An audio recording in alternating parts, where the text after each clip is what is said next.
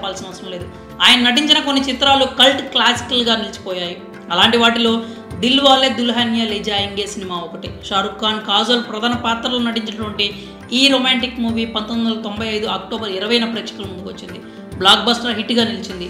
తెలుగులో డబ్బై ఇక్కడ కూడా విజయం సాధించింది. కొన్ని థియేటర్లో సంవత్సరానికి పైగా ఆడింది. ఇక్కడ మరో ఆశ్చర్యకరమైన విషయం ఏంటంటే ముంబైలోని మరాఠా మందిర్ అనే థియేటర్లో ఇప్పటికీ కూడా ఆ సినిమా ఆడుతోంది. అంటే దాదాపు 28 సంవత్సరాలుగా దిల్ వాలే దుల్హనియా లే జాయేంగే షోలు వేస్తూ వస్తున్నారు. ఏ రోజు ఈ మూవీ షో వేయకుండా ఆపలేదు. అంతలా షారుఖ్ ఖాన్ సినిమా ప్రభావం చూపింది. షారుఖ్కు సంబంధించి ఏ మూవీ వచ్చినా మొదటి ప్రాధాన్యత ఆయనకే ఉంటుంది. తాజాగా షారుఖ్ ఖాన్, రాజ్ కుమార్ హిరానీ కాంబినేషన్లో తెరకెక్కిన డంకీ సినిమా గురువారం ప్రేక్షకుల ముందుకు వచ్చిన సంగతి తెలిసిందే. డంకీ రిలీజ్కి ముందు వరకు ఓ షో దిల్ వాలే దుల్హనియా లే జాయేంగే వేసి మిగిలిన షోలు యానిమల్ వేసేవారు. డంకీ రావడంతో యానిమల్ షోలు ఎత్తేశారు.